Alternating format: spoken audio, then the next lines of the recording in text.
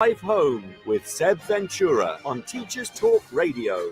Tune in live on the Podbean app or desktop player. Just head over to www.podbean.com/LSW/TT Radio or search Teachers Talk Radio. Follow the hashtag TT Radio. Good afternoon, everyone. I hope you're well. Bit of a miserable day down here in London. Not super hot as it was a few weeks ago where I was drinking a lovely can of Pepsi Max. We're back to cold hot drinks in the beginning of August, but that's Britain for you. I hope you've all got away. Maybe you're listening to this on holiday somewhere in Cornwall or somewhere lovely like that, or maybe you're even abroad and you're listening to it through your phone on holiday. Very lucky if you are. Yes, thanks for joining us today.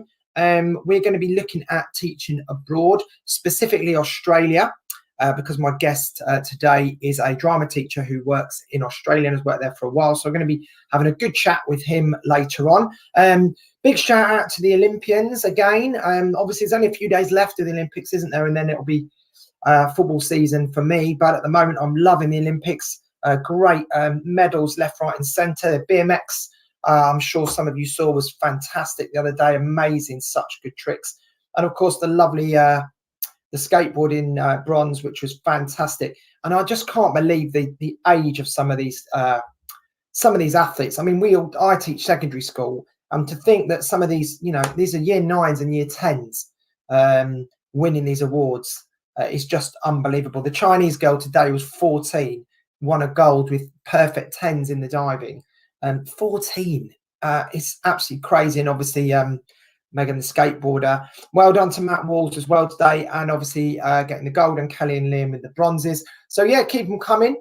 So that's fantastic. That's the Olympics update, as it were. One thing I do love about the holidays, and not particularly in any order, but apart from watching the Olympics, enjoy getting up late. I woke up after 10 o'clock today, I'm not ashamed to admit, and I loved that. I really feel recharged from having those lie-ins. So I hope if you're listening and you're a teacher out there that you've caught up on some well-deserved sleep. That's one of the big perks of the holidays. Another perk I find is being able to cook with making some food that you might not normally have time for. So obviously as teachers, we're very busy, especially if we've got kids. You might rush home, and I'll admit sometimes I put a kind of frozen dinner in the oven, or a pizza, something like that. It's not the end of the world. But what's good about the holidays is welcome to a couple of people joining us on the studio there. One of the best things about the holidays, of course, is being able to experiment, because you've got a bit more time. You're not under that pressure to get your dinner ready at a certain time, and also you're not as tired, are you? So yeah, I had a lovely cheeky mackerel and cabbage lunch, which is actually a diet lunch if anyone's out there trying to lose weight in the summer, from a book called The 8-Week Blood Sugar Diet by Dr. Claire Bailey. And it's actually a weight loss book, but it has some fantastic recipes in it. And I would highly recommend mackerel and fried cabbage. It takes about 5 minutes, very healthy and very tasty indeed. Right, so that's that. So that's where we are up to. Feeling very chilled. Hopefully you guys are as well. Hopefully you're listening in through your phone, or perhaps you're listening back on the podcast, on the listen back function through Spotify, through the website, and you're just catching up at your leisure. That is also fine. Welcome to you if you're doing it in that way. So what we're talking about today, we're talking about teaching abroad. It's something I've never done, something I would like to do. It's certainly an interesting concept, but I guess it depends on your personal situation. I know a few people who've gone to teach in Dubai or United Arab Emirates, kind of younger teachers without kids who've maybe made that, want to go and experience what it's like. I know our own Kate Jones obviously is out there, and some of our other hosts are out there as well. So Rich Wrigley in Mexico. So I want to know, if you are teaching abroad, if you're listening in and you are teaching from abroad, get in touch. Or if it's something you want to do, so maybe it's something you're kind of feeling like you want to do it, but you're not really sure. So be certain to stay tuned, because my interview with Sam in a little while, he talks a bit about the Australian experiences, some of the things, the advantages of it and disadvantages of it. So that's worth listening to if you stay with me for the rest of the show, which I hope you do. Don't be going anywhere. that's what we're looking at today. We're also going to delve into some issues to do with assessment and drama, not in a massively in-depth way, but certainly something I'm going to throw out there for the second part of today's show, because in my conversation with Sam, as you'll hear, we started off talking about just teaching in general, because he's a drama teacher like myself. We very swiftly got into the subject of drama, and that in turn led to some differences when talking about assessment, which opened up a whole Pandora's box of, you know, the rights and wrongs of assessment and targets and feedback and blah, blah, blah. Obviously, there's loads we could talk about in that area. So again, later on in the show, after 5 o'clock, we'll be moving more to talk about that assessment and how long you have between assessments, formative assessments, etc. And it doesn't have to be drama. Get in touch, even if you teach any other subject, and let me know how your school does it. I don't think there's any right or wrong way, but certainly there are some common ways that people do it, such as 6-week blocks, because obviously that fits with the timetable. Good. So I'm going to take a quick ad break just while our listeners are beginning to trickle in as we go live, before I speak to Sam. So we'll take a quick ad break. I'll be back in a moment. Don't go away. And we're talking about teaching down under.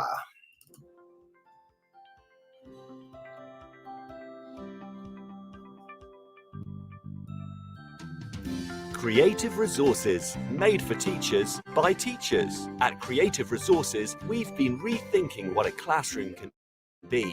We've created a huge range of more than 2,500 original and exciting resources that span across more than 15 different subject areas. Whether you're looking for primary or secondary level resources, careers options, PSHE, arts or humanities, Creative Resources have the resources for you. We offer full curriculum packages and unique, challenging escape rooms themed on topics such as Shakespeare, Tudors, and fractions. We have quizzes, task cards, Tarsier puzzles, and lots more. Better still, more than 100 resources can be accessed for free. Just visit our website, www.cre8tiveresources.com. You can get 10% off any order you make on our website by using the discount code TT Radio. Creative Resources, made for teachers by teachers. Every teacher loves stationery, right? Imagine getting a selection of fun, beautiful and unique stationery items designed and selected especially for teachers, delivered through your door every month. You need to check out teacherslovestationery.club. I'm always so excited when the box arrives. It's such a treat. My Teachers Love Stationery Club box is just a little treat to myself every month. It's always full of delightful and surprising items, including some really good quality stationery brands like Faber-Castell and Stabilo. And because you never know what you're going to get, it makes it even more fun and special when you get it. It feels really great to be supporting a family business that's run by real teachers. I can't help feeling like they just know what I'm going to enjoy using stationery-wise better than I do myself. Visit teacherslovestationery.club and enter the code TT Radio when you buy your first stationery box to save £2 today. teacherslovestationery.club. Introducing the Leadership Masterclass series by Diana Osagi. Learn how to ditch your fears and develop your leadership confidence. How to deal with difficult colleagues. How to thrive when you lead in a challenging environment. And how to get colleagues to buy into your vision. Join Diana for her online leadership masterclasses starting on the 10th of July and running all the way through the summer. These sessions are the perfect way to prepare and refresh for the next academic year and beyond. Book your place at courageousleadership.co.uk/events now. The first 50 leaders to sign up get an additional free mini coaching session with Diana herself. Don't miss this. Courageous Leadership Masterclasses at courageousleadership.co.uk/events.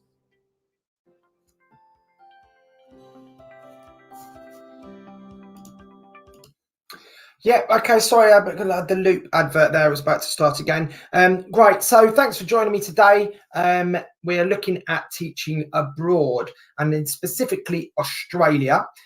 So earlier on in the week, I caught up with a drama teacher called Sam Hawkins, who teaches in Australia, teaches drama, has taught in the UK for a long period, and has now taught in Australia for quite a long period too. So he's in a unique position where he's able to really compare the two experiences. And I just thought it'd be really interesting for the show and for the listeners to hear what that is like.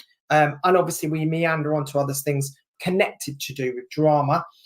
So yeah, if you're a drama teacher, or even if you're not, and you're thinking of teaching in Australia, this is definitely going to shed some light on the subject. So I'm going to play this now. This is obviously a pre-record from my conversation with Sam earlier. I hope you enjoy the interview. Okay, great. So my guest this afternoon is Sam Hawkins, who is a drama teacher who teaches in Australia. And Sam is going to talk to us a little bit about the comparison of the experience of the UK to Australia, having obviously taught here for a while before making that move. Sam, are you with us? Hello there, Seb. How are you doing? Yeah, good, mate. Excellent. So how is things? What time is it over there now in Australia? Oh, it's currently about 9:10 in the evening. Wow, crazy times. Tucked all up right. with a cocoa.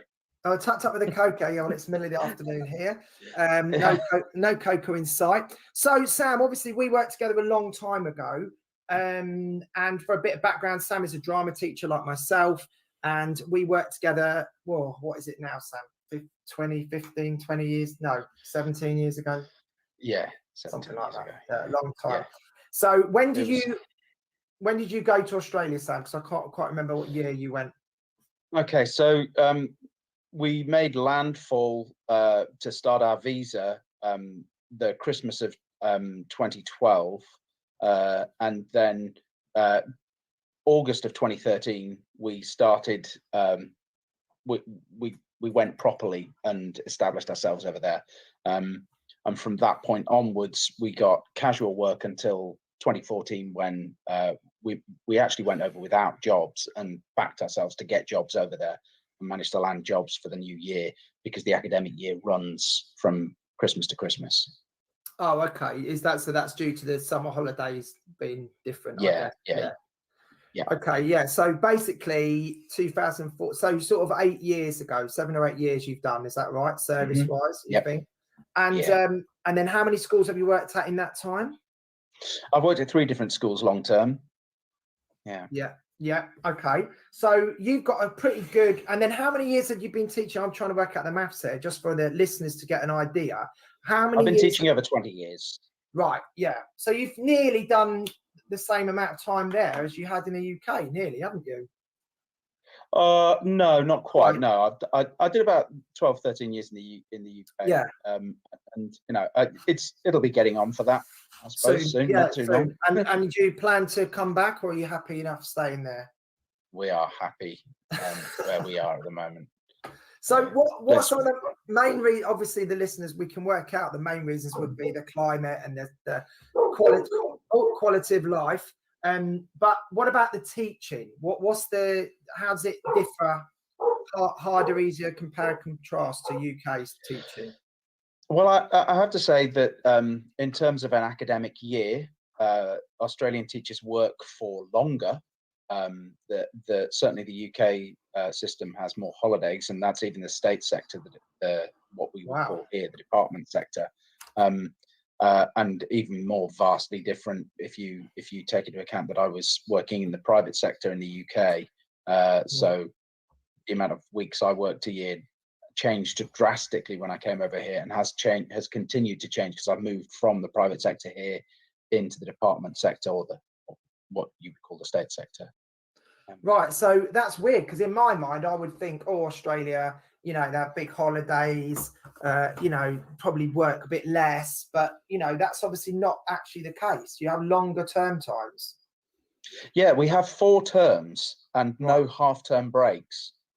Right, so every term is 10 or 11 weeks long, and the big holiday obviously occurs over the Christmas period, rather Yeah. than the middle of the summer months in the UK. Yeah, so of course. yeah, those are our summer months. Yeah, so that's why your term goes from Christmas to Christmas, right? Okay, so that's a difference straight away. So how did you find those long terms then? Because that must have been tough, going from 6 weeks to sort of 10 weeks. Yeah, it really is wearing. If you have an 11-week term, you really are hanging out for a holiday by the end. And whilst I assumed that because you'd have more time in the term, you'd have more time to get things done, it doesn't seem to be any different at all. The pressure seems to mount.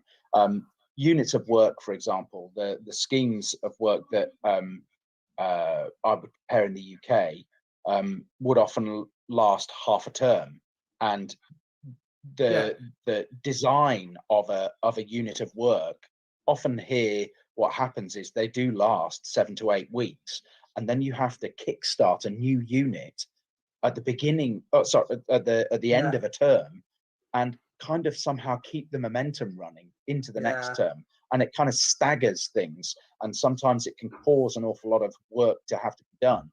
I tend to try and keep units between 7 and 9 weeks long, and often what you do is create a unit of work that has a lot of briefing, a lot of contextualized stuff at the beginning, that hopefully you can give students at the far end of things, at the high end. You can give students research tasks to do over the break to retain their interest and keep that momentum running. But for younger years, it really can be a momentum stopper. Could you not, with the younger teachers, is there any scope for the younger kids to do 2, 5 or 6 week schemes within a sort of... Yeah, that's true. Although what the government have said generally in the last few years is that over here is that students are assessed too much, and they've reduced the amount that we can assess them, and that started at the top and has cascaded down. So when I first arrived in Australia, we used to be able to assess, and it was commonly useful practice to assess year 12 students, their final HSC, because we don't have year 13 in Australia. Year 12 students 5 times within a year, and that was appropriate to do with the disciplines on the course that I was running, and suddenly in 2019 things changed. They said you were only allowed to assess students 3 times, and it has really hamstrung teachers in my discipline. Although I think other teachers have been liberated by it because they do larger units, and they condense stuff into examinations that are more holistic. I think the multidisciplinary approach of drama being something that is both assessed practically and academically means that it's very difficult to fit all of those things into a very small, if you've got design aspects as well as so it's been a bit of a challenge in that respect for the last couple of years, to try and not just tailor that at the top end, but also tailor it throughout in year 11, 10, and cascade that back down, because that's what they're saying that we should be doing, that students should be only assessed that many times in a year. So we are keeping, at the moment, where we kind of retain 4 assessments in the year at key stage 3, your key stage 3 stage. We call that stage 4 here. And stage 5, we begin to tailor it to the 3. Like, I think year 10 still actually. When do they do 3?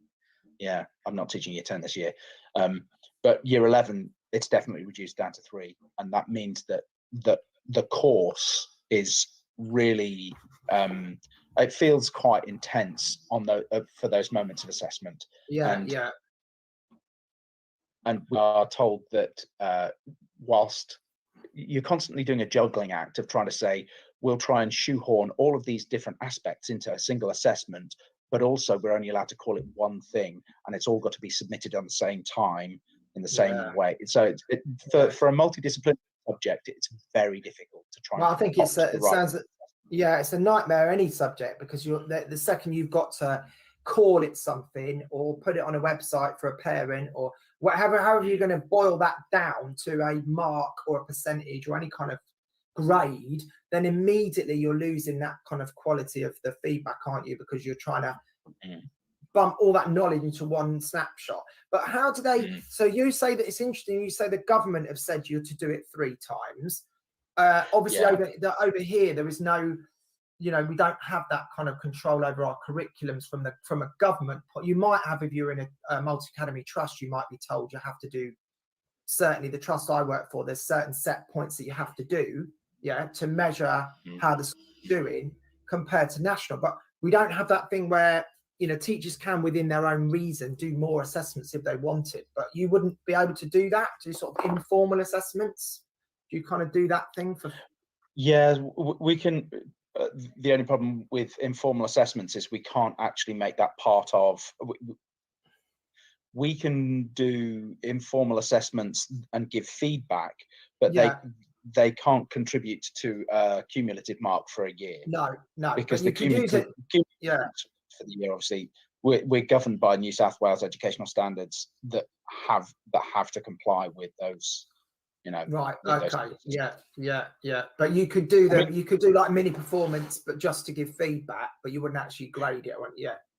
What we do is create lots of formative assessments within a unit. Yeah. You know, and they're milestones. They're milestones. You know, on the route towards the final product. Yeah. That's quite interesting. Yeah, but that's I think that terminology. I think BTEC used to use that milestone. I've seen that used in BTEC language, milestones, and I think it's actually it's quite a good term, I think, to say to a student, right, this isn't the end, but we're going to just check you off against where you are. You know, are you able to reach this level yet or not, and then use that for. So yeah, that makes sense. But it is interesting when you talk to someone in another country like this, and please get in touch on the chat if you are teaching abroad or you'd like to know anything more about what that experience is like. I'm with Sam at the moment. Sam is in Australia, and I will be hopefully talking later to another music teacher in Boston. So going back to your experience of schools then, Sam, as a teacher, let's talk about the kids. Let's talk about the students for a little bit. Is there a big difference in how you teach UK students to how you teach Australian students, or are they just similar?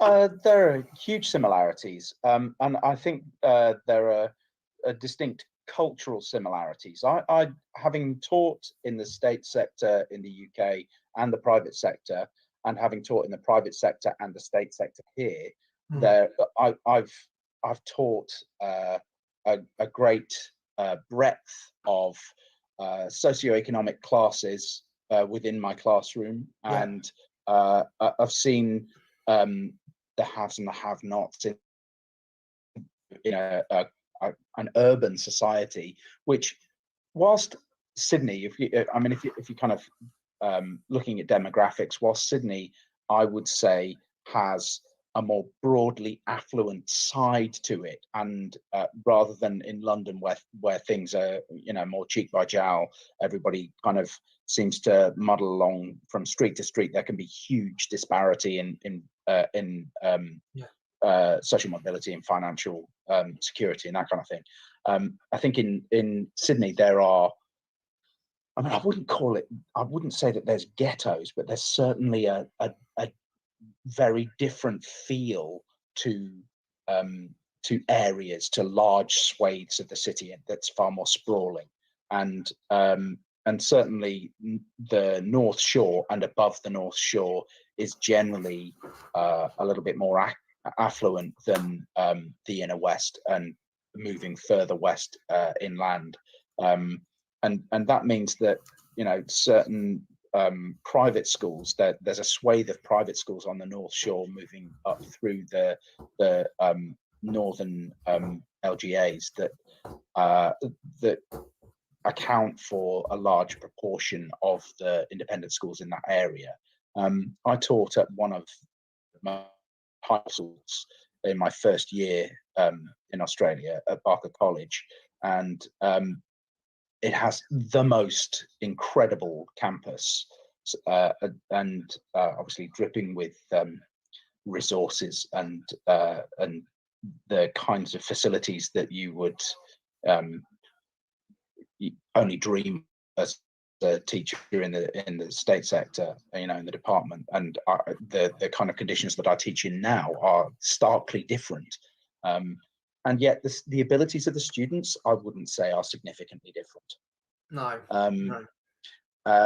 And that's markedly so that I feel like an awful lot of the attributes that we give to students in terms of a mark for an undergraduate course, for something that is leading towards university, that we should be giving everybody a level playing field, that actually in Australia, the difference is that when you go to a private school, I feel like teachers are prepared to stick their necks out further in terms of trying to bid for a mark for students. And whilst there's a huge amount of external assessment going on to level that playing field, I think the quotient of internal assessment and the way that internal assessment is managed by each institution, I feel does certainly gerrymander results in favour of those in the private sector.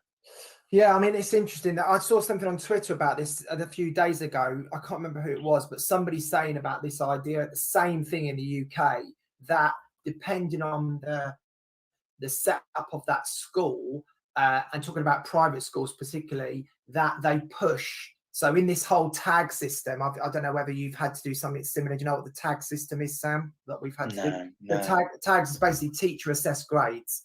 So where we've not had the public examinations, UK teachers have had to do tags. So you decide on what that kid would have got, best prediction based on coursework, etc.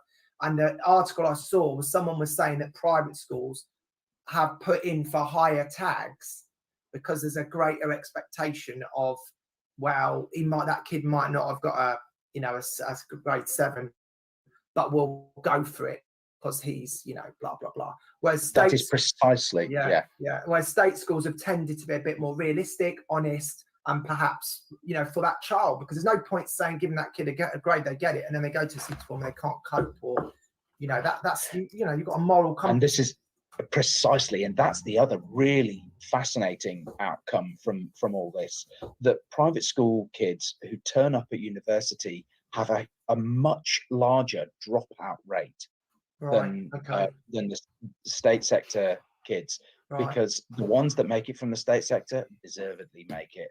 Yes. A lot of the ones from the private sector have been spoon-fed and had their hands held right up until the last moment, and they can't cope with the independence and their own.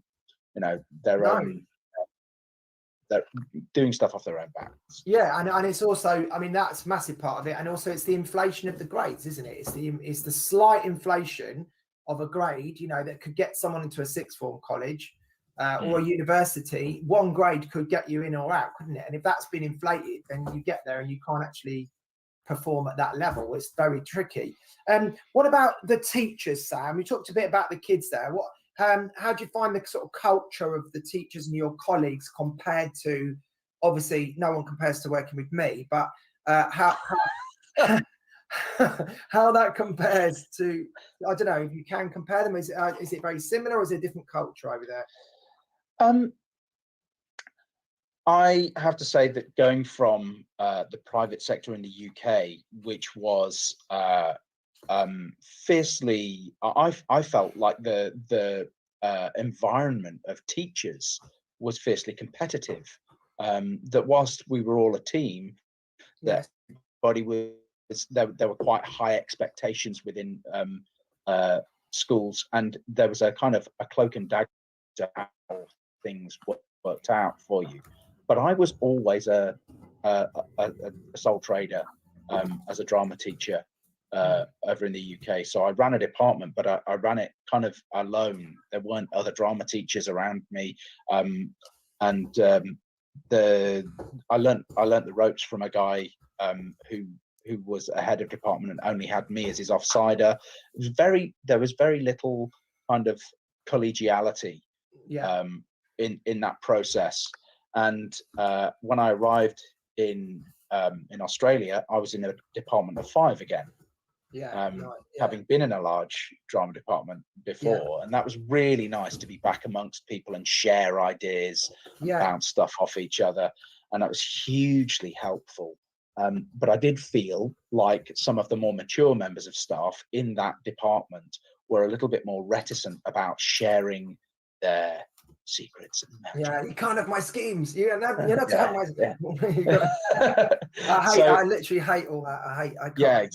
Exactly. I mean, I've reinvented the wheel so many times. I'm so happy to chuck my units out wherever.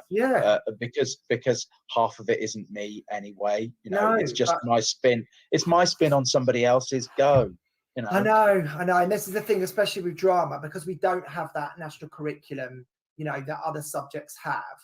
We are. It's a blessing and a curse, isn't it? So we're allowed, compared to maths and science teachers, we can literally teach what we want within reason. We're all preparing kids for the similar GCSE or A level, but we can do whatever topics we want. And because of that, there's so much great stuff out there. But I'm the same as you. I'm working with a school at the moment, and they've got a very young drama team. They haven't got many schemes, and I'm like, they want to do one on Brecht, or they want to do one on whatever it is, and I'm like, please don't spend time making a scheme. Here's one. And obviously they've got to adapt it and make it their own. And but why?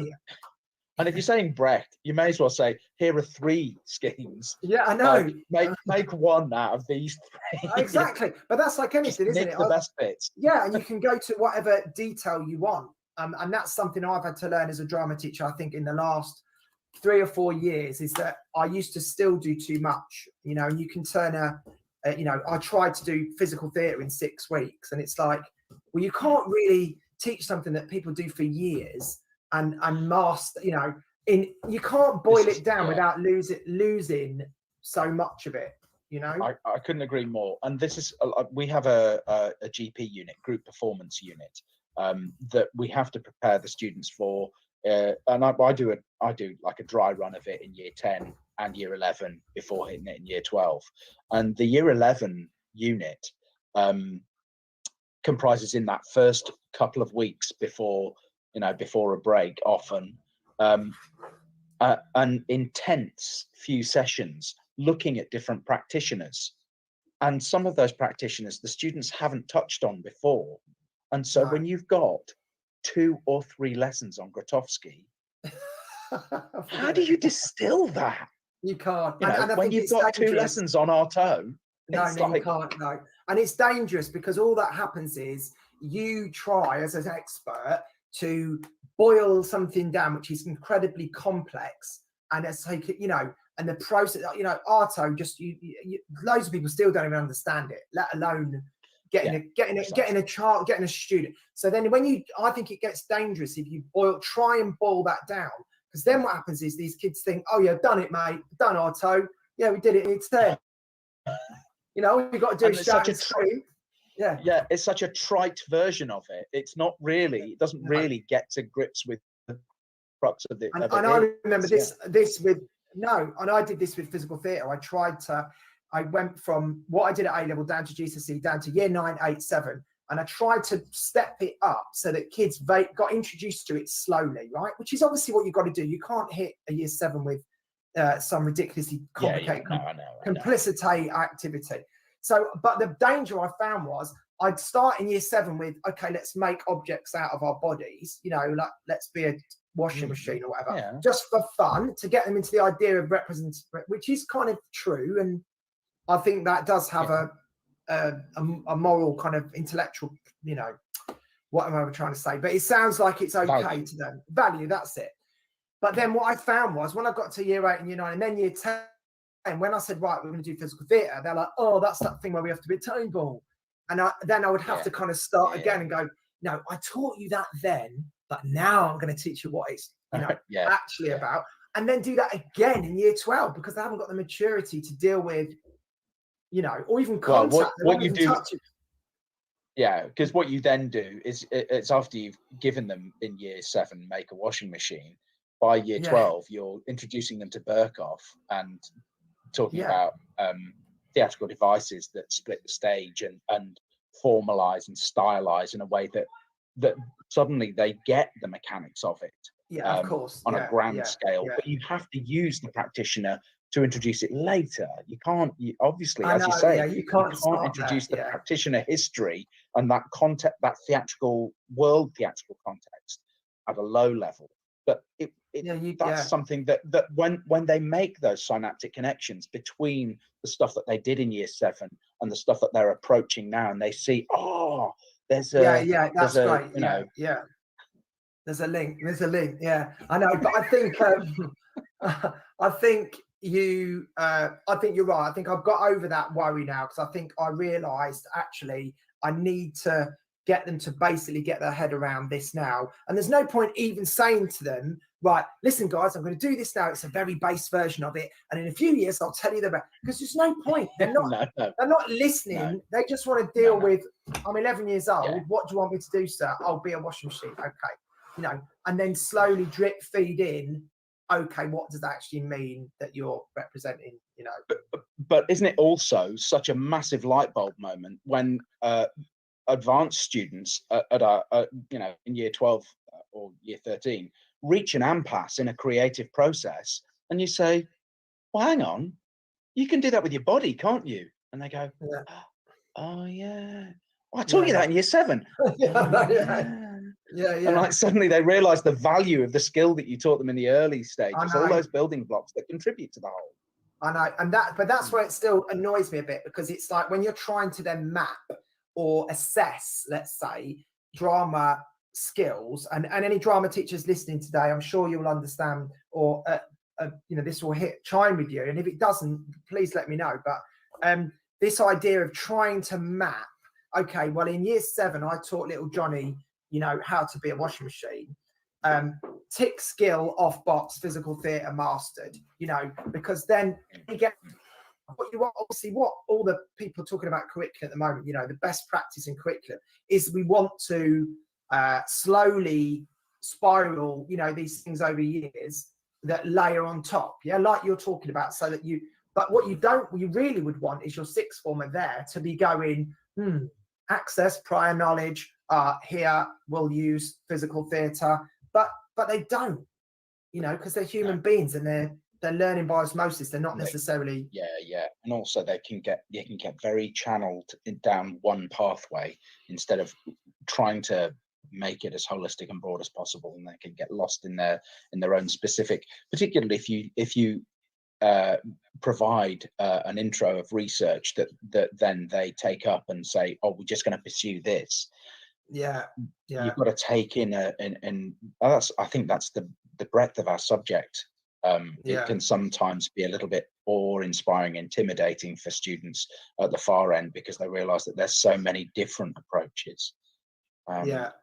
I mean, we could easily do a whole show here on just devising. I mean, some of the things we started talking about. Obviously, the reason I've got Sam on the call today, if you're just tuning in, Sam is live from Australia with us at the moment, and you know, that was what I wanted to mainly talk about. But it's interesting how devising is such a complex thing. I think we could easily do, you know, a 2-hour call just on that, because they get so obsessed, don't they, with storyline and plot, and then they forget about the audience and what they're actually trying to show. Absolutely. And it's funny, I still use the fragment devising process that we invented at Himes Park. I still use that as a basis to generate ideas and to help students formulate in a very pragmatic manner a system for gaining material quickly. Process. Yeah, and I guess also the emphasis on the in the GCSE over here on the portfolio has switched more to exploration away from, you know, final product. So if you don't give them those chances, okay, let's try this little bit out and then try this bit out, and then we'll decide and select. If they don't do that and they do what you described there and go down a rabbit hole of, no, this is our idea, then now in the UK, the GCSE now, you won't be able to get a top grade because you're not showing evidence that you researched or that you know, and which I think is a good thing really, because it rewards those kids for being more experimental. So just to go back to what you're saying about staff, Sam, you said there about being in the UK being quite sort of competitive culture. Is it not like that in Australia? Is it a bit more laid back, or? Well, kind of like I said, in Barker, when I was with a large group of drama teachers, there was a sense of seniority and competition. I think I'd arrived at a time when the department was in flux anyway, and there were some big personalities involved. But there was certainly a feeling that certain more mature members of staff were a little bit defensive about their practices and how, you know, whether they wanted to share their wealth of knowledge and experience with the younger staff, which I counted myself as one of. Yeah, glad you like.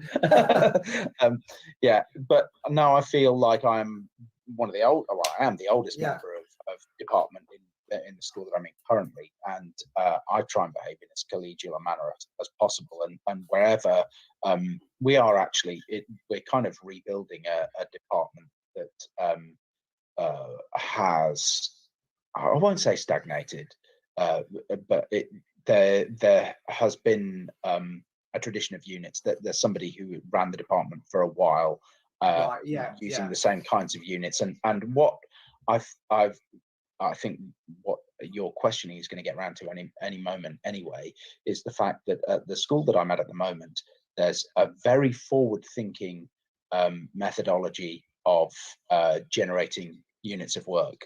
And the PD at this new place that I'm at, it's a place called Killarney Heights High School, the results of the English department have improved year on year for the last 4 or 5 years, and they are now topping the state.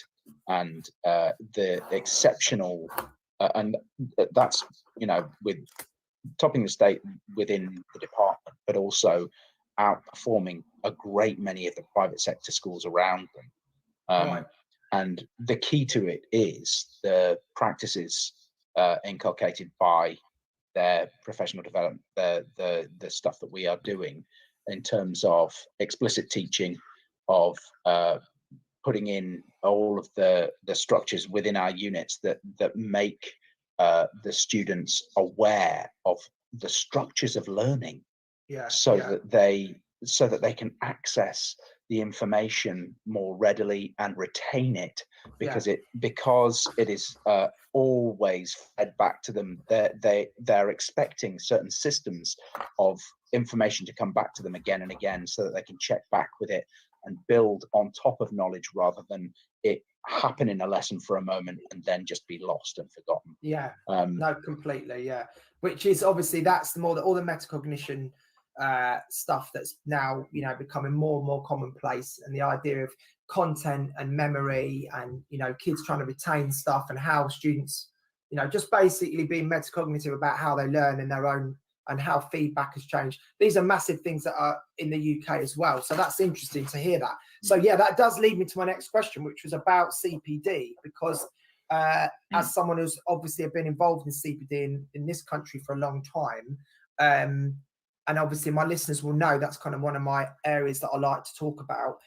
What has been your experience of CPD in Australia? Has it been vastly different to the UK, or similar, or what's it been like? I think that the first 6 years in the private sector here, I sat back a little bit, because I could see the things that were happening in the UK years before slowly arriving. You know, it felt like Australia was 10 years behind, and that we were receiving all of this stuff secondhand. And you know, it's when people stand at the front and start quoting Bloom's taxonomy to you, and that kind of thing, that really we did when we were graduating. I know, and even now it's in 2000. Dismissed. You know, those kinds of things that you think, oh, come on, get a new idea, or or worse still, they've got a new idea and you can see holes in it already because it doesn't actually correlate, or it doesn't work necessarily for the subject that you teach and that kind of thing. I found that a lot of the stuff that I shan't name the previous schools. No, don't. But a lot of the stuff at my previous school wasn't nearly as helpful as the kinds of things that have been given to me as tools for generating work for structuring my pedagogy since I've been at Killarney, and I feel grateful for that, and it's a really I feel like I'm in a stronger position as a consequence. I've learned more very late on in my career, but this is the thing, isn't it? I feel like I've suddenly I know, but I think I don't think that's uncommon, because I think because me, yourself, we both trained at a similar time. You taught a little bit longer than me, but we came from that era, and you're talking 2000 and whatever it is, 5, or just before that. And there's a lot of people on Twitter, Sam, that have been teaching a similar. Mark Enser is a classic example. He's been teaching a similar sort of time, and he talks a lot about all these fads and all these things that came out in that era. And there was none of the research education stuff there is now. And so suddenly it's the last 5-6 years, it's really ramped up. And I would say the same as you. I think my teaching in the last 3 or 4 years has developed so much more, because actually the quality of the CPD that I've got or that I've delivered has meant that I actually know what I'm talking about, and all that stuff we had, like learning styles and Bloom's taxonomy. You look at it now and it's literally just, it's laughed upon, really. So so that's interesting. So so the school, but you feel like the school you're at now is a bit more with it, is basically what you're saying, a bit more up to date with it. Absolutely. What we're engaging now is writing protocols, and it's certainly what the management team have been targeting is not just the fact that students need to be explicitly taught things and shown the reasons why they are learning the things they are learning, and setting it in a real world context, but also the writing protocols give structure to their understanding of their own written word, and certainly defining the audience for every piece of writing and the purpose for every piece of writing, and making sure that the students are cognizant of the learning process as they are creating the work, is it's a hugely valuable thing, and it's paying dividends. It means that our students move forward more quickly with the courses. So that sounds like, to me, those writing protocols sound like a lot of what we're doing here with literacy and whole school literacy, which obviously there's lots of people I've had on my show or that I work with that have responsibility for literacy. Do those writing protocols then, are they across the whole school, or are they different for subjects? Yeah, no, they are across the whole school, and the whole point is that students get used to writing protocols and scaffolding of work in terms of writing protocols throughout their subjects, so they come to expect the same formats of scaffolds, and to know what the key language is when they approach that key language. It's the same key language that they've approached in another subject, particularly for them for extended writing tasks, so that they don't feel like the extended writing that they do in one subject is completely removed from another. No, and so there's a familiarity. But also it's a structural familiarity. It's not textual or content based similarity. It has to be around the structures. So but the students then are aware of the kind of question being asked. They know what those key terms, they jump on those key terms and say, right, okay, this is a descriptive passage. Okay, this is an analytical passage. Okay, this is an evaluative. And they form a more clear approach, and they understand the kinds of language that they need to be used to the target. Yeah, no, that's good. That all sounds Yeah. pretty. Yeah, no, that sounds pretty. Makes common sense. You know, you've got to have. I mean, obviously, every school is different. You know, every school is in a different journey. But I think those kind of ideas of something that you can hang on for students, so they've got something there across a different curriculum area, I think is always going to be helpful. Particularly if that school, I don't know, obviously your school, but if your school had well, actually, I'll rephrase that. Why did they decide to come up with writing protocols? Was it something they felt as a school was an area of development? Yeah, well, and this is it. I think they wanted to continue to improve their results, and they felt that the success that they had achieved within the English department needed to be rolled out further. And whilst we started with explicit teaching, the writing protocols were something that had worked so well at improving the lower end of the demographic. That because those structures really gave something for the lower ability students to hang the work on, and because the scaffolding within their units of work really helped them to achieve an average, to not to fall behind, not to fall out the back of the process. It created an assurance in the school that really, and parents reacted brilliantly to it as well, because obviously, when the kid is passing and they feel, it's a psychological thing, isn't it? Once you feel like you are being successful at something, success breeds success. And I think that's happened a great deal in Killarney. That's that with the work they've been doing. Intrinsic motivation, isn't it, basically, for students if they see they're doing well. I was just about to say then about, I'm sure, and what you've said to prove what I thought about, that it definitely would help the lower end, because it is essentially scaffolding. But how do the writing protocols work the higher ability? Do they not have to use them? Do they have freedom to not use them, or are they encouraged to use them still? Well, the pressure is on the teachers then to create such high-end scaffolds that force, obviously, the open-ended answers, the breadth of possible conclusion. But then you start using complex sentences, and you start using conjunctions more, and you start using the conditionals in ways that you're expecting them to create actually very large complex sentence structures that otherwise they might not have thought to do in an exam situation. There's an awful lot of just choice of vocabulary as well.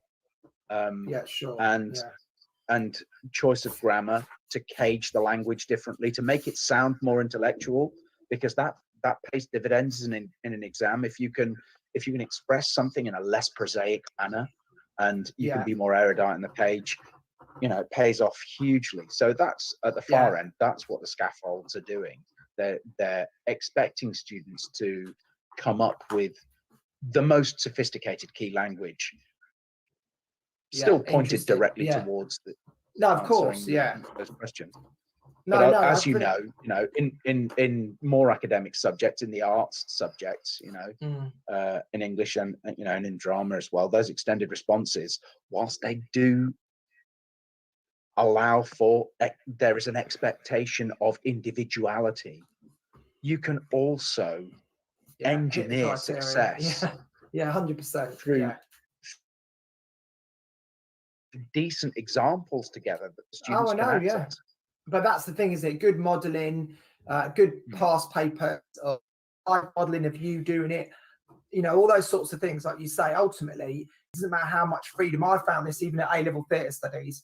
You're getting students to do their portfolios. It didn't matter how much I thought, well, if I do a gas scaffold, then they're not going to be able to access the higher grades. And then I just went away from that. So I thought, no, they literally are too young. They're not prepared enough to be able to break down what this exam board wants without me basically doing a crib sheet. And you don't want to, I hate it, it sounds like really babyish, but there's a crib sheet and there's a crib sheet, isn't there? You can do it, like you say, and put really stimulating questions and probing and opportunities for research that don't actually they're not telling them the answer. It's just a different way of them.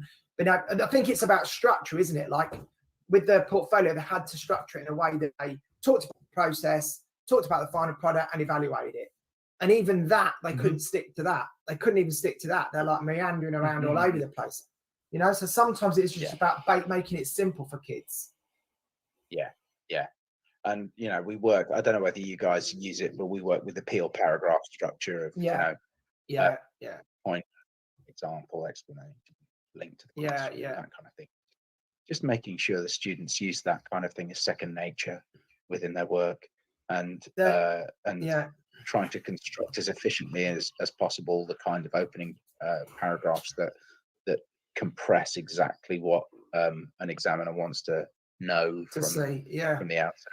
The problem is with all of this isn't it, that you only hear about the fact that peel paragraphs are used across the globe. You know, you're talking about from Australia, and they're all over the place here as well, and have been for years, and they're great. You know, they obviously work, but it's this thing of then we get better at our job, so then the kids do better, and then they have to make the exams harder, and and it just seems like it doesn't matter how good you get at your job. You know, if you get really, really good, and you start getting results, then the rug will be pulled at some point, either by a new spec or a new government. But hey, we could get really grumpy about that. We're not going to do that. So not today. Well, listen, Sam, it's been great to have you on the call. I could talk with you obviously all day. I hope that's given my listeners a bit of insight into teaching abroad. We may well speak to Sam another time, maybe about the visa aspect and the kind of the work permit and how that all works, because that's another whole thing we didn't touch upon. But I'm sure Sam, you'd be happy to speak to us again at some point in the future. Absolutely, mate. Of course. You know, I'm always on tap for you. Good. And it's great to see you, because obviously this is a pre-recorded meeting, chat, because he's obviously on the other side of the world. So I'm actually getting to see his little smiley face as well.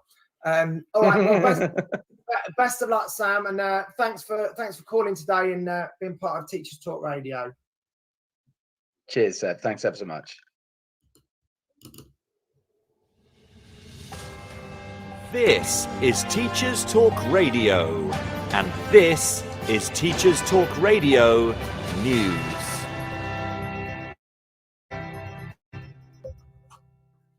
This is your latest Teachers Talk Radio News with Gail Glenn.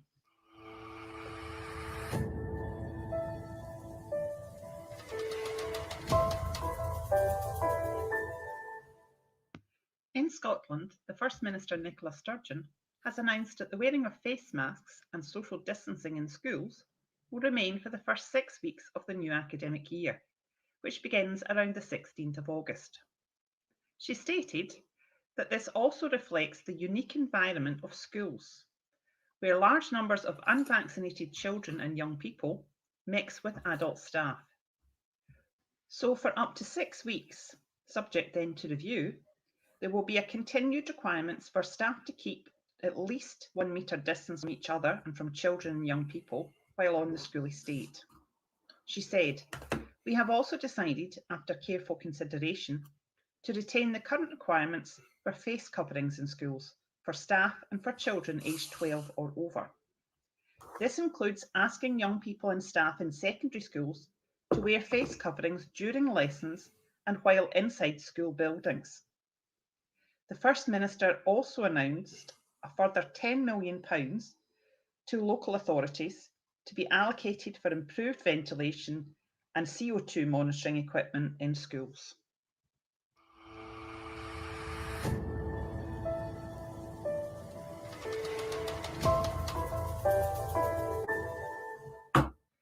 In England, research carried out by Oxford Homeschooling using Department for Education data has monitored the largest increase and decreases in bullying exclusions between 2018-19 and 2019-20.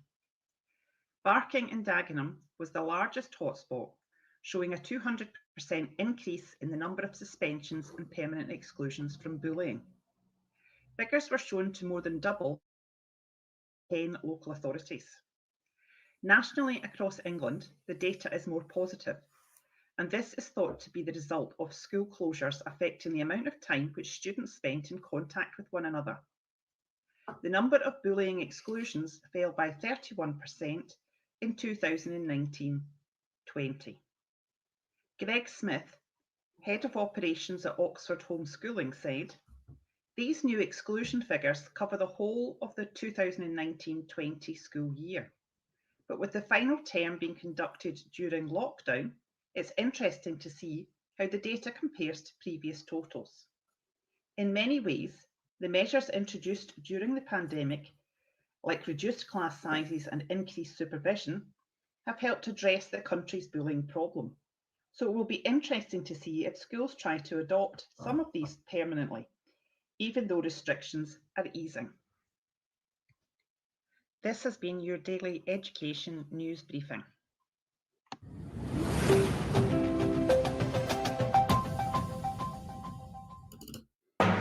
Live from London, this is The Drive Home with Seb Ventura on Teachers Talk Radio. Good afternoon. If you're just joining us, we've been talking about teaching abroad. Have you taught abroad? Are you about to teach abroad? Would you like to do it? We're also talking about assessment. How often do you assess your students at Key Stage 3? Get in touch through the Podbean app, send us a message or a text, follow us on Twitter or through the website www.ttradio.org.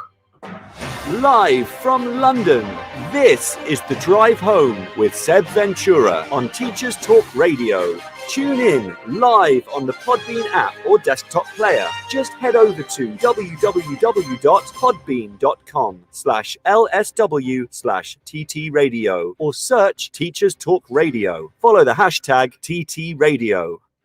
Welcome to everybody. Fantastic, lovely amount of whoa. Sorry about that. Lovely amount of people joining us today. Very slow again. My show does start at 4, so can you please put a reminder on your phone, write it in your diary, put a sticky note on the fridge, 4 o'clock, because I notice more and more I get a fantastic group of you listening in. Welcome to all of you that have joined us now for the show, but always you seem to be trickling in from whatever you're doing, so that's great. I'm really pleased you're here. I'm only pulling your leg, but yeah, be great to have you all on board from the start.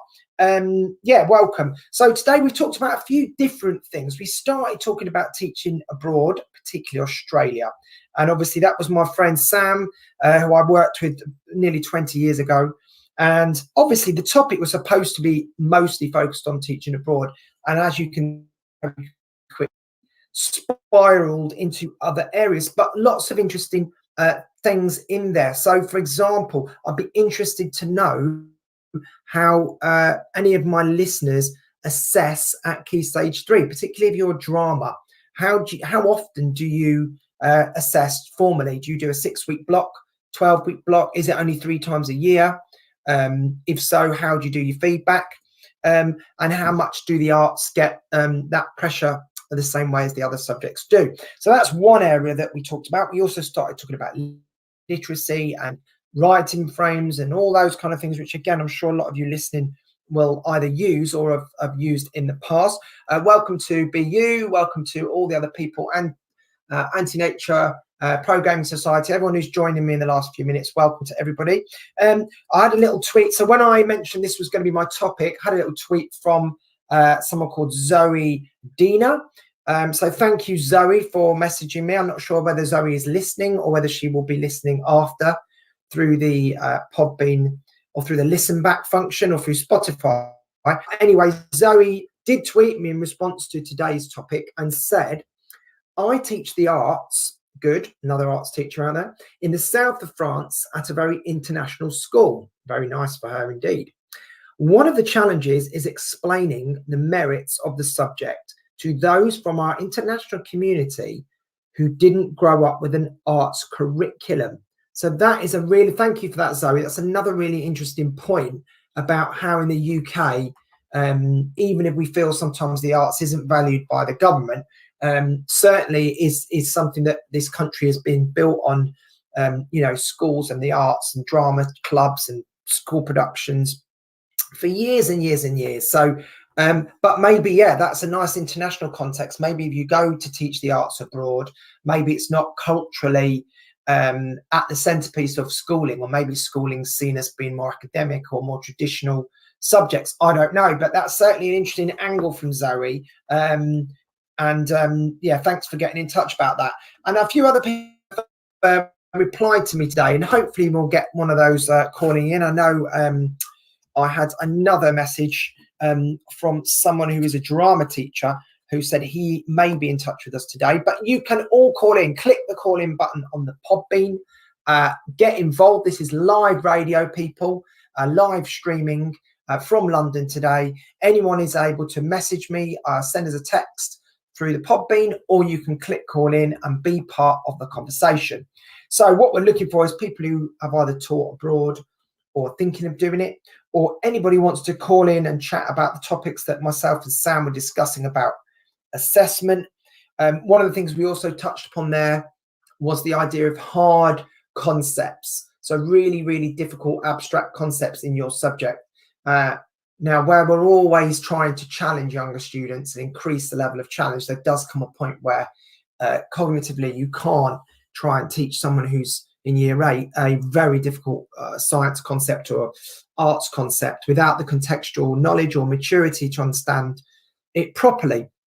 So then what we're faced with as subject teachers is, how do we slowly drip feed that in to our younger years so that they get a taste of it and then slowly develop that? We're not talking about skills, because I think there is an argument looking at the Olympics and the performance of some of those 13 and 14-year-olds in the last few days that age is not specifically about what we're talking about. I think skills can be taught to really young kids, drama skills, for example. But when you're talking about deep knowledge or deep concepts, it does need to be left, I think, till they're a bit older. So how do you do it? How do you, in your subject, I know there's a lot of history teachers who listen to Teach Talk Radio, a lot of English teachers out there. How do you bring in an interesting topic that without actually dumbing it down so much that you dilute it, is what I'm getting at. So that's what me and Sam were talking about there, a little bit about practitioners, which, if you don't know, are kind of theatre directors from the past that have influenced modern theatre. And obviously students at A-level and GCSE need to have an understanding of them. But what most drama teachers grapple with is how early to bring that in as a concept for younger students, because it can get boring, it can get too historical. You can start going into real social context with year 7 and 8, and they just don't really want to know.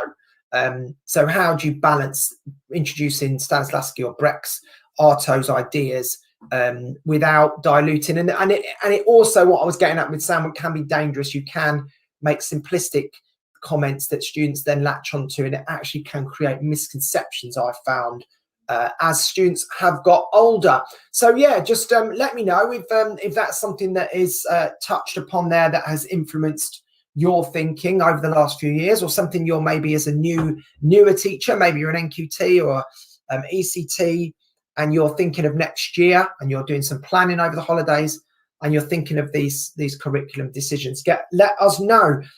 We are obviously on all summer on Teach Talk Radio, so you can tune into any of the shows any of the time, most every day of the week and most hours of the day. We are blanket coverage at the moment, guys, so you can listen to us from wherever you are, whatever you are doing, and you can also listen back afterwards. So we're going to take a quick ad break, and then after the ad break, I'll be looking for some people to call in. So hi to I'll be there. Let me know, give us a call, and let us know if you want to take part in any of these topics we're talking about. Just call in, even if it's not, even if you're just a teacher that's chilling out over your holidays and you want to get in touch and tell us what you're up to. That would also be super fine. Every teacher loves stationery, right? Imagine getting a selection of fun, beautiful and unique stationery items designed and selected especially for teachers, delivered through your door every month. You need to check out teacherslovestationery.club. I'm always so excited when the box arrives. It's such a treat. My Teachers Love Stationery Club box is just a little treat to myself every month. It's always full of delightful and surprising items, including some really good quality stationery brands like Faber-Castell and Stabilo. And because you never know what you're going it makes it even more fun and special when you get it. It feels really great to be supporting a family business that's run by real teachers. I can't help feeling like they just know what I'm going to enjoy using stationery-wise better than I do myself. Visit teacherslovestationery.club and enter the code TTRadio when you buy your first stationery box to save £2 today. teacherslovestationery.club. So, good afternoon to everyone. Yeah, we are talking about teaching abroad, teaching in Australia today, or even teaching abroad anywhere. You might be teaching abroad in another country that isn't Australia.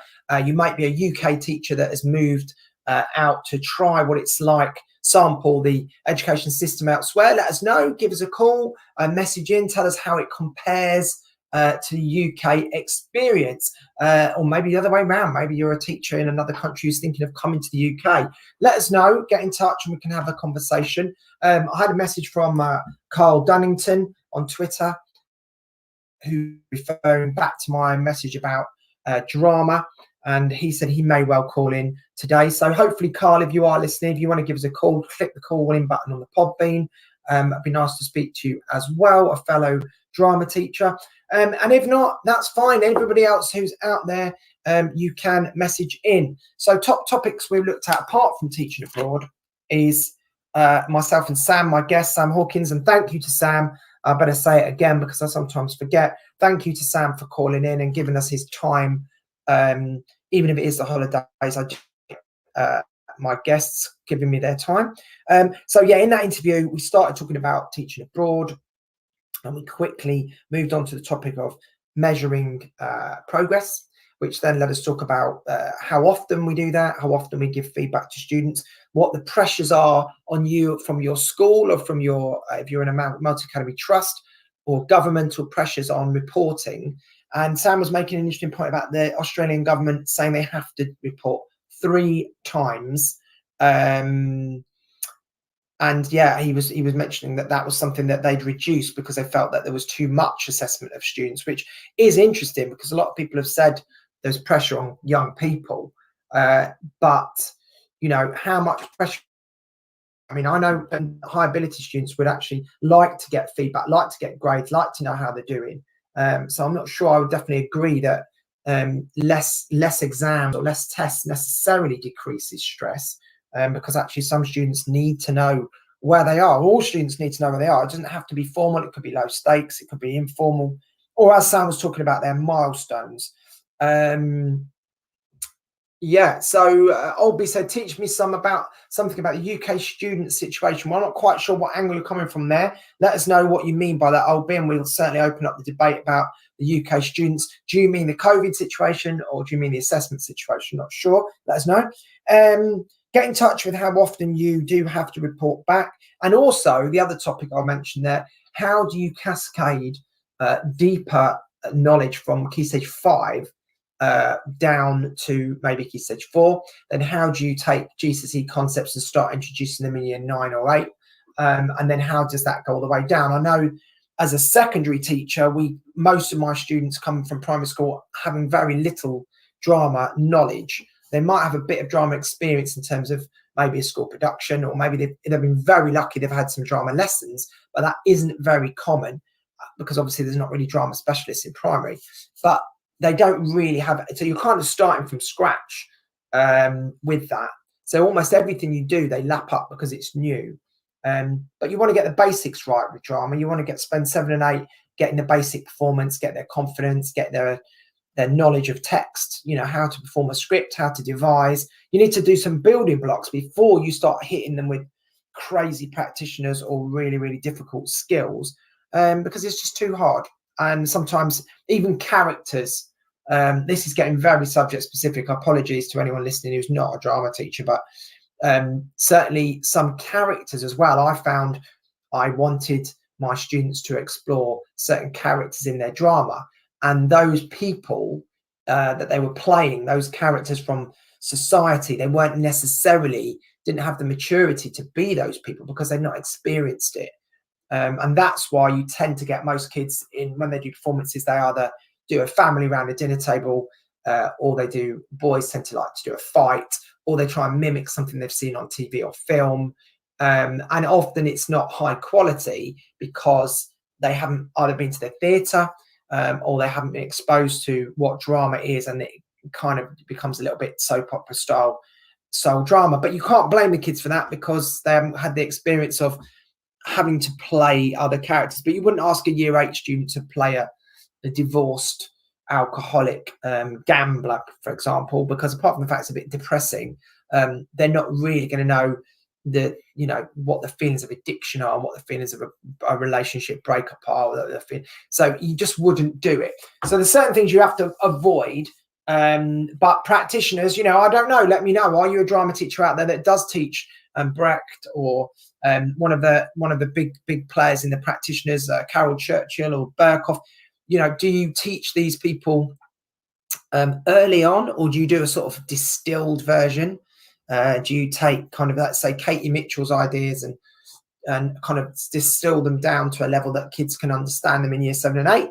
Or do you just keep it away and think, you know what, I'm holding that one back? Very different in maths and science, I'm sure. And I know in history, you may have to do things in chronological order. You might want to do certain periods, and you can just increase the complexity of what the students are actually writing. But for drama, it's always more about the deep concepts and practitioners' methodologies that you would save. We're getting very drama based, so I do apologise, but that is kind of what happens when you're a drama teacher, I'm afraid. So get in touch, let me know. Just a bit of a shout out for next week's show while we're coming towards the end. We've got about 10 minutes left, plenty of time for you to call in. Click the call in button or message me. But a bit of a preview. I said earlier that I would be talking to a teacher from Boston. I've actually rescheduled that now for next Thursday because I felt like this show was a little bit jam-packed, partly because myself and Sam wittered on for too long. But also, yeah, it's too much. So next week, that is a music teacher that I'll be talking to. So if you've got more of a music background or you've got friends who are music teachers, give them a shout, give them a nudge, tell them to tune in next Thursday. And I'll be talking to, and he's in Boston. So hopefully be able to get a live call, depending on the time difference. I think the time difference is actually okay. A live call from Boston to talk about that. We are over 6,000 followers on TT Radio on Twitter. So thank you to everyone who's followed us. I'm sure if you're listening live now, you already follow us. But I would definitely say thank you to all of you. To get over 6,000 followers in 6 months is incredible. And let's hope we can move towards, the autumn term and get up to the magical 10,000. That would be amazing, wouldn't it? So yeah, take your pick about what you want to talk to me about today. We've got 10 minutes left. I'm looking for you talking about have you taught in Australia, or would you like to teach in Australia? Or more generically, would you like to teach abroad, or have you taught abroad? What was the experience compared to the UK? The second kind of debate we're having today is about measuring progress and how you build your curriculum around the difficulty that you're doing. The level of challenge were linked to the age of the students. So we just talked a little bit about maybe spiral curriculums, or how you slowly introduce topics and add them. Welcome to Olby. Welcome to also Big Rich Dog there who's joined us. Thank you for joining us this late, but it's great to have you with us. Yeah, just click the call in button if you want to be part of the conversation. Remember, we have Teacher Talk Radio mugs, which we send out to anyone who phones in. They are available all the time. Yeah, so that's kind of it really for today. We're not finishing, but that is kind of, I don't want to throw any more topics into the mix because we might get a little bit overloaded. So to simplify it down, I'm looking for anybody today who wants to discuss with me the frequency of your assessment in terms of how often do you assess kids, who you do that for. So do you have to do that and report to parents? Do you wish you could do more assessments, or do you feel like you do too many? And that's always an interesting debate to have. And I think that also depends on the subject you teach. How can we cascade down difficult concepts from year 13 to year 7?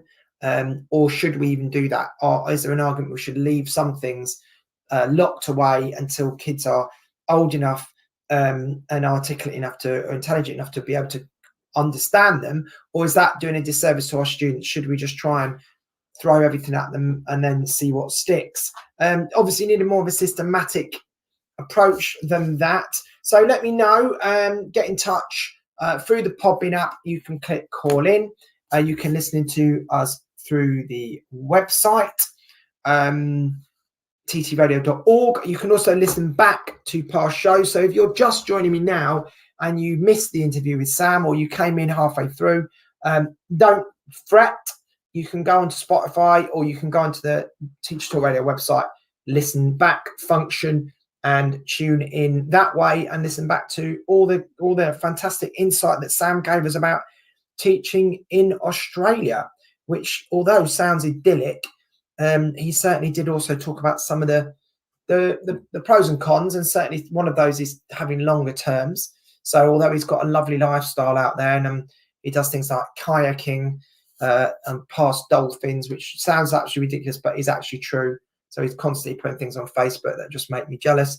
But, you know, he has also pointed out that they do longer terms, which I never knew. And they seem to have the government fund, which was something we were talking about before we went live today, about the fact that the government fund the state sector and the private sector. Whereas over here, obviously, private schools are funded by the parents who pay for them. In Australia, they not only fund state schools, but they also give money to private schools as well, which is a bit of a crazy one, I think. But that's something, again, what is your experience? Are you listening in today thinking, yes, I teach in a private school, and you want to tell us about that? Maybe you teach abroad or have taught abroad, or maybe you're already listening in from abroad. Tell me what you're doing, people. I want to know. Are you listening in from your garden? I don't think you are if your weather's like it is where I am. Are you listening in the car? I'd love to know where all my people are listening from. We're nearly up to over 30 people listening live, which is fantastic. Everyone seems to start listening to my show 5 minutes before the end. Big Rich Dog is in Arizona. Welcome to you, Rich Dog. Great to hear. We've got some American listeners as well. Good to know that Teacher Talk Radio is obviously going global. The show, guys, just to remind you, is 4 to 5:30 every Thursday, not 5 to 5:30, as some people like maybe think, because I get so many people calling in and live or joining now just as I'm about to wrap it up, which is quite sad because I'd love to talk to more of you. So yeah, next week, always the same time, always 4 o'clock. Nobody's driving home, are they? I get that. It is 4 o'clock and it's the holidays, so nobody is driving home from school. We might be driving home from IKEA or driving home from the garden centre or somewhere, but you're certainly not going to be driving home from school. So yes, but we are still the Drive Home Show. We're still at 4, and we will be at 4 all through the summer, and in fact all through next year. It's only the breakfast show, I think, guys, and some of one of the other shows that we've changed the time, because we don't want, no one's going to be listening at 7:30 in the morning, are they, in the holidays? I mean, I only woke up at 10 o'clock today. So Tom, our great leader, has moved the morning show to 9 o'clock. So tomorrow, if you normally listen to Kate Jones at 7:30, I'm not sure who she's got as a guest tomorrow, but you do not need to wake up at 7:30. You can wake up at 9 to hear the lovely dulcet tones of Kate and her guests.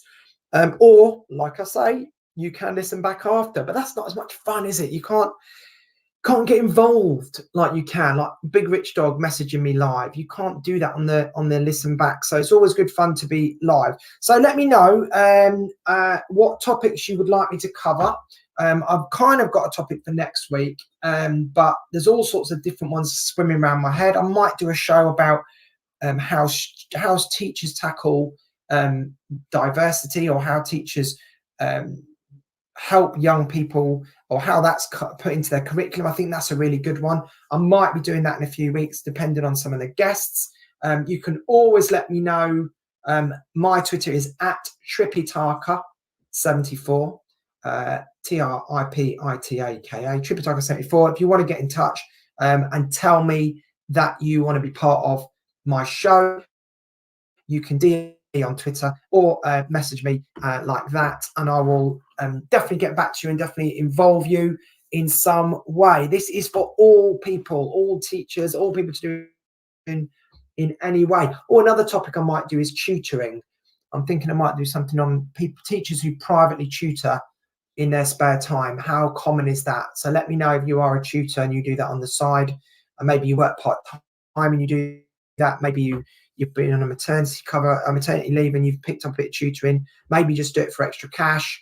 I don't know, but there's lots and lots of topics we can look at in the next few weeks. That will probably be it for my Olympics chat, because obviously I think that's coming to a close.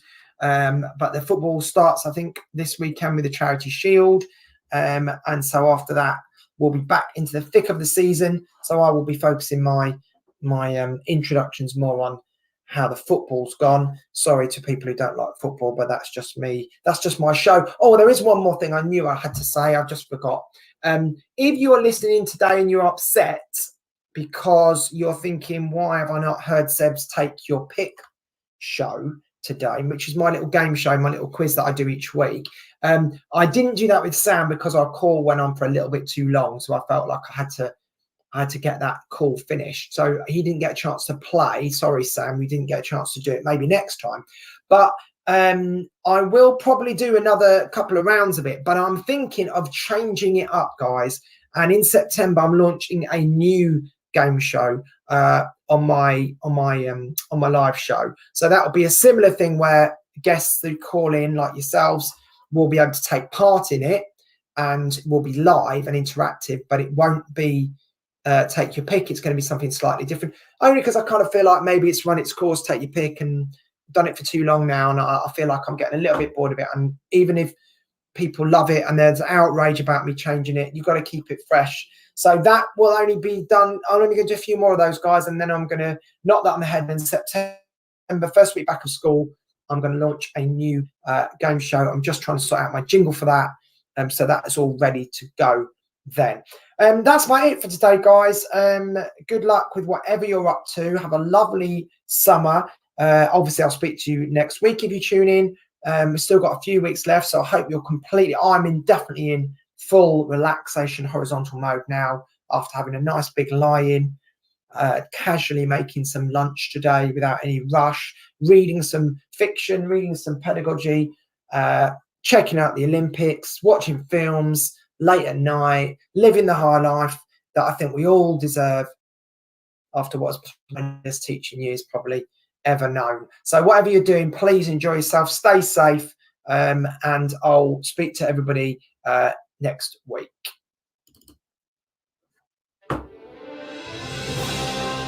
You've been listening to Teachers Talk Radio. Tune in live and listen back at ttradio.org. We look forward to hearing from you next time on Teachers Talk Radio.